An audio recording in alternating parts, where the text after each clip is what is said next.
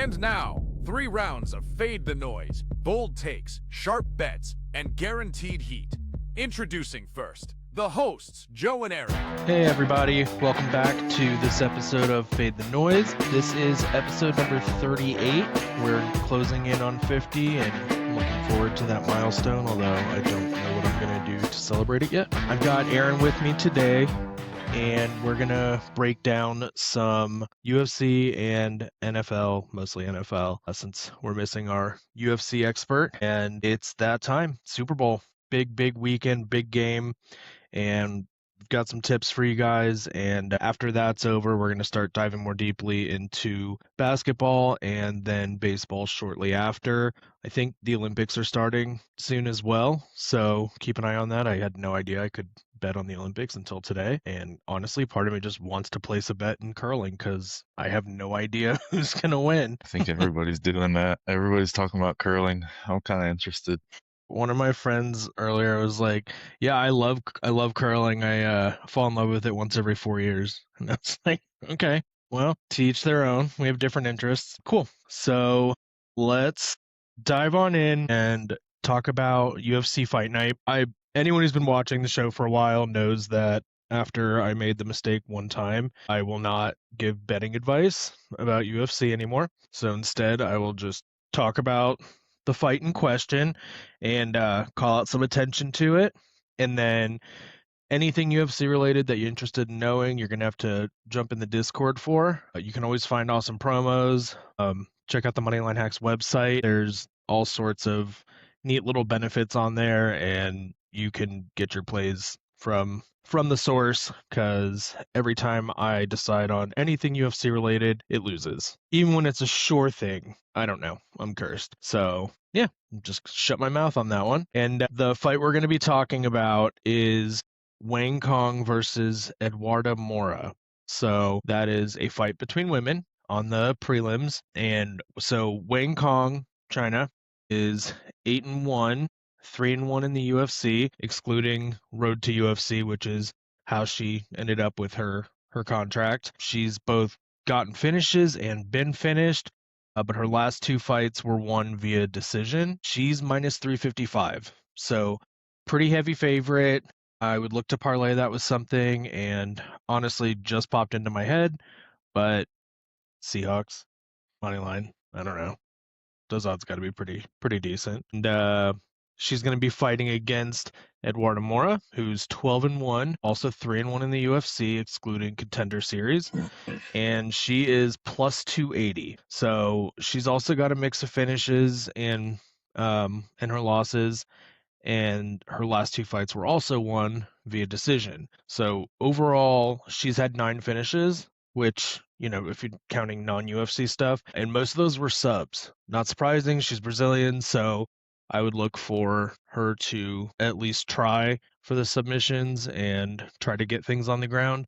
Although, from what I could tell, Wang Kong is no slouch on the ground, and that's all I got UFC-wise. So join the Discord to find out. As always, VIP will be doing every fight on the card, and we'll see what he decides to put into free chat, but definitely worth keeping an eye on. Great community. And now to the fun part, for me anyway, Super Bowl. And as soon as that came out of my mouth, I stopped to think about it, and it was like, I don't know how fun it is, because I was just looking at the lines and odds, and this is a really tough one, just partially because of what the Seahawks just did to the Rams and who the Patriots played on their way to the Super Bowl. Mike Vrabel won Coach of the Year, which I think he totally deserved. Good for him. I think he's done a great job with the program, especially considering how last year went. But on the flip side, they're going against another award winner, Jackson Smith-Njigba. So just to start us off on the info here, the Seahawks are minus 230. The spread's at 4.5 right now, at least on DraftKings. And Patriots are plus 190. The total is at 45.5, which I hate. And other than that, seems like Darnold's year. I mean, they're going back and playing in his hometown area, and I just don't see how the Patriots can win. Analysis-wise, I'll kick it over to Aaron since I'm talking so much. Aaron, what are your thoughts on the game? Anyone you want to keep an eye on? Any specific matchups to look forward to, or any X factors? Exciting. It's an old, like they were saying earlier this week. I wonder how many times Russell Wilson has watched that interception clip on the internet since this is like the repeat, you know? Big game. Yeah, Super Bowl, all that good stuff. But, yeah, I mean, I was looking at a bunch of random weird stuff. Last 10, underdogs are 7-3 against the spread last 10. And favorites are 29, 27, and 2 against the spread all time. So it's not really like a winning market taking the spread. 4-1 straight up. Last Super Bowl, last 5 Super Bowl, it's 4.5, I think. Anyways, I don't know, that was weird. But I was kind of looking at more like you can't really look at the teams and match them up like you do all season regular style. It's kind of like how much zone did they play this game or versus man, or did has the defense kind of been changing stuff up, and I mean, the Patriots seem to be the team I'm favoring a little bit, I guess you could say, but I don't know if they can win it. It's just You want them might to be a win lot it, of or points. favoring how? Just as far as a bet goes, looking at stuff, kind of feel like I can't go away from it because they're pretty good at winning ugly games. And I think if they can make this an ugly game, then they can at least keep it close. And the fact that they're blitzing like almost 40% of the time, or a little over 40% of the time, compared to less than 20% throughout the season, is what I noticed. And I mean, that just gives me a little hope that Sam Darnold will be under some pressure, and I get Sam Darnold under pressure. And it's more just like all the signs and everything I was reading was pointing towards yes. So I kind of just leaned towards the Patriots covering the spread. I mean, good corner. They run a lot of cover two, like we were talking about, and they're running 2 players deep. They're going to shut down anything deep, hopefully. If that's what they can do, then kind of play just a slow, short game. But there wasn't really anything about the teams changing or sticking out.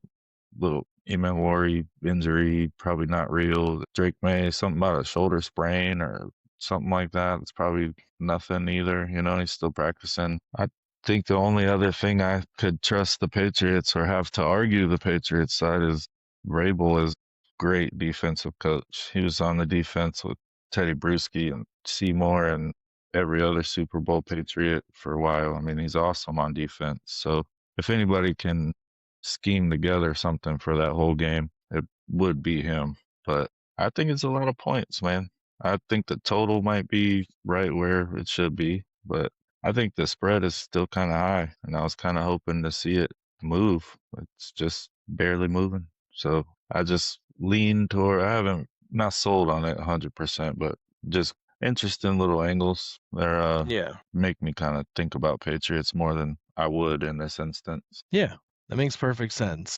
And actually, your point about the line not moving is a good segue. So before we go over to lock it in, it could be because of the nature of the Super Bowl.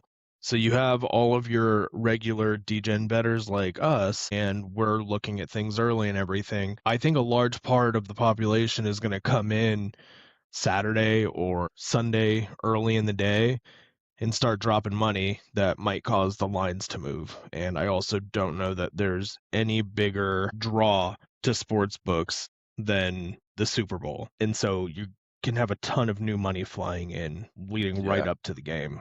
Yeah, probably sit and wait on that. Yeah, that's just one of those where obviously you're an experienced bettor. And speaking of the sports books, so pro tip here for anybody who hasn't done this before, or if you're on the newer side to gambling. So this is typically sportsbooks do really obnoxious stuff, but typically this is when you can find some of the best promos that the different books have to offer, especially the non-DraftKings and FanDuel ones, but look for their new better promos. And I said what I said before because I have also noticed in the past they'll offer these sign-up bonuses that are great, but then, when I look at the Super Bowl, they're like, oh, well, we're only going to give you $100 if you deposit 10 and place a bet.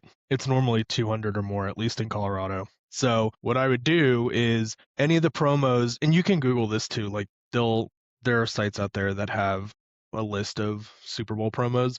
But if a book's available in your area, look at like the actual details on the promotion, because there's one gotcha in there. But I've had friends and family members create sportsbook accounts just to take advantage of the promos. So it'll be like, deposit $10, place a $5 bet, get $200 in free bets. Usually in four $50 bets.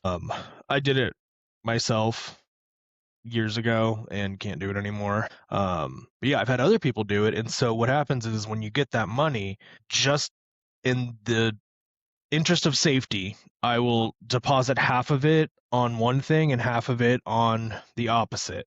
Because one of those two things are going to happen. And then when the bet's clear, you walk away with significantly more than you deposited.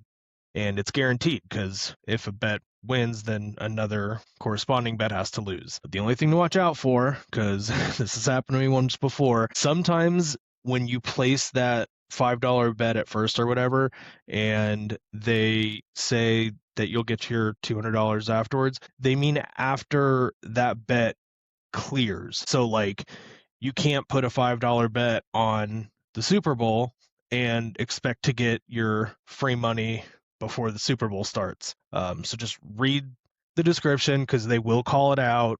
It will be in plain English. And otherwise, you can literally throw it on anything. Like go look at any active, weird live sporting game, find who's like minus 10,000 with a minute to go, and put your bet on there.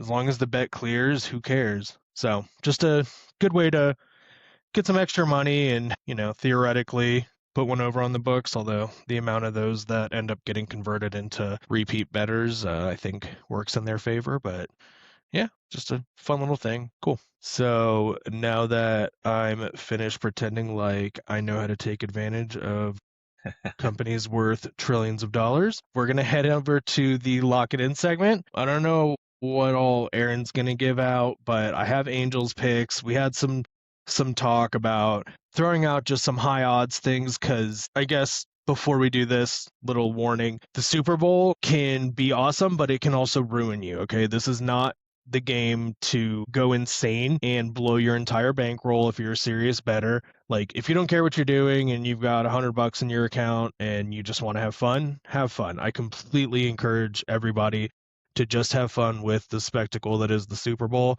But if you're somebody who's watching this, you're probably not the most casual bettor, and you should stick to the normal betting strategy because all it takes is one thing to mess everything up. I actually think I got kind of screwed when OBJ caught that pass from Stafford and the Rams in that Super Bowl. Like that's when I found out about all the promos and I was like, this has got to be it for sure. And then anything can happen, so just be disciplined. But Aaron, we'll start off with you for lock it in. What are the best bets you've got? Anything that you think is fun, or no one's gonna hold this one against you? I really like, and actually like, as I've not just sprinkling on it a little, I like the backup running back, George Holani, over 10.5 rush yards. It was 9.5. Still can get it, but it's around 11 now for, I think, plus money. So I think he's going to be used. Charbonnet was used, and Kenneth Walker can't do it all. I mean, I know he's awesome, but I think Holani that's a pretty low rushing yards number for him.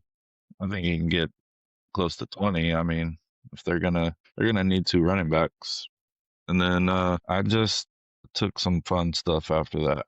Getting this black book real quick. Old school bookie style. I got either defense or special teams to score plus 209, and then Holani to score a touchdown at plus 550. Austin Hooper for the Patriots to score for plus 700. First drive to be a punt for plus 101. These are all probably like a 0.2 units a piece. Nothing crazy.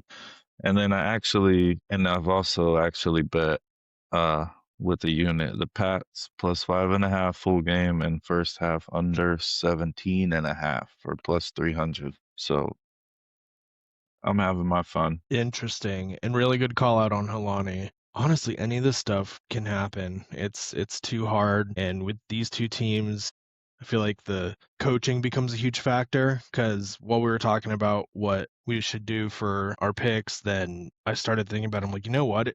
This game more than ever, it always comes down to yes, the players need to execute, but the decisions the coaches make, not just in play calling, but clock management and who can handle the pressure. Like, this is the game where you can't make those slip ups. You have to pay attention to the play clock, the game clock. Like, if they're just going to run and have a 10-minute game time, 10-minute drive down the field, all of a sudden everyone's prospects change bet wise. Yeah, and I mean, I'll probably not get a touchdown to hit, and I mean, maybe it goes over 17 and a half first half, but for some reason I feel like this game goes under.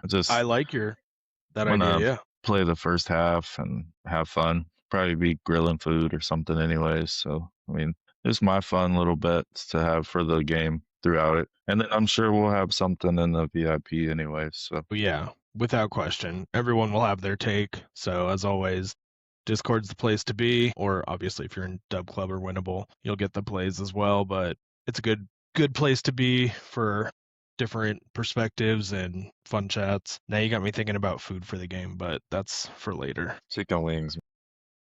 That was always going to happen, but there's jalapeno poppers. I saw Wagyu at Costco, Japanese A5 for $60 a pound, but that might be a Valentine's Day thing. I'm not going to drop $180 on 3 pounds of beef. Anyway, we'll see. Either way, I am sure I will be stuffed to the brim. All right, cool. So then Angel wasn't able to be with us today, but he was thinking about you guys, and so he sent me the plays that he likes, and after looking into them and giving it some thought, I'm a big fan of the first one, and the second's a more fun, we'll see what happens kind of thing, solely because of touchdown scores. So Angel's first play was Drake May over 36.5 rush yards. It's pretty good. I think the line might have budged a yard or so, but in all likelihood, he's gonna get pressured. Not necessarily from blitzes, but you saw what happened with the Broncos. Like, he'll take off and run, and he might be running for his life in that game. And honestly, experience-wise, who knows? Who knows? So I like that. Rush attempts, I was kind of iffy on, but that one is a good one. And for anyone who cares, his pass attempts was at like 30. And I almost took it until I started considering, because, game script says in all likelihood, they'll fall behind and need to throw a lot. But I also think Vrabel's not going to throw the ball 15 times in a row just because then the defense is just going to keep adjusting and better accounting for what you're trying to do. Like, you have to balance it with the run. And so I got off the 30 plus passes, and if clock management, like I said, I don't need any 10-minute drives screwing that up. And then Angel's other pick was Jackson Smith-Njigba and Stephon Diggs anytime touchdown scores for plus 573. And that's not bad. Like, I think JSN's got a super high likelihood of scoring. I do, because like you mentioned, defensive attention is going to be a factor, but they're also just guys that you can't beat. Like, someone will make a mistake at some point and they'll take it to the house. Absolutely. So yeah, that's it from Angel. And then for me, for the fun touchdown scorer stuff, I like Hunter Henry to score and AJ Barner. The reasoning for Henry is important because I also think he would make a good parlay leg. It depends on what options your sportsbook's giving you, but it's because tight ends are frequently safety nets for younger quarterbacks and quarterbacks under duress regardless of experience. And so just if the Seahawks get after him and the Patriots go down, which is likely, I can see him doing a lot of scrambling and a lot of looking for whoever's running that flat route 5 to 7 yards in front of the O-line, And then two plays that I like that are serious, not super high odds, are I can't not do it. Honestly, if you're feeling risky, do both, but I took Darnold interception. It's kind of juicy. It is potentially disrespectful, but, we know the guy's story, so we'll see. Bright lights, big moments, one little brain fart on the field. he's still a young guy, and Patriots have a good defense, so I could see them easily disguising some looks or using some stunts, or, someone can just make a mistake, run a different route. We'll have to wait and see. But I mean, he looked very good against the Rams. And my other one is a sort of teaser. It's the Seahawks money line and under 51.5. So the total right now is at 45.5. I was pretty horrible at totals all playoffs long, but with the way these two teams run, I can't help but feel like the clock will go down a little bit quicker than usual, and I don't think either team is thrown up 40 on the other. I could be wrong. You never know when teams explode, but I like Seahawks money line and under 51.5. Pretty good odds. That might even be plus. Excuse me. And that's it for me. So whenever I do high odds plays, it's always from combining safe versions of other things that I think are going to happen, but there's no point because it would be super long and incredibly irresponsible to advise people to bet on. I'm not I doing the like the show because under I'm a though, man. millionaire. I like the under. I mean, you could see it. I feel like the more disciplined team is gonna win the game. Who scores more points? So I could get with an under. Here's hoping, man. But then I'm going to be really sad because football season will be over and we're going to have to wait a while, but We'll I have think it's going to be baseball. an exciting off season. And yeah, we've got other sports to keep us occupied. Football is just my favorite thing, but I am actually really looking forward to diving into NBA and MLB more this year than I have in the past. Just DGen mindset, got to get it. By the time March Madness ends, baseball will be rolling. You got to remind me, we should do a show on March Madness and come up with some brackets. Oh yeah, that'd be fun. We should do that. Yeah, absolutely. Cool. Well, Aaron, anything to add? No, bet responsibly. Just don't go crazy. I'm not going crazy. I probably have a unit between all of those plus money bets, maybe two. I'm probably gonna maybe sprinkle some a little more, but probably not. Don't go crazy. Bet responsibly and drink however you want.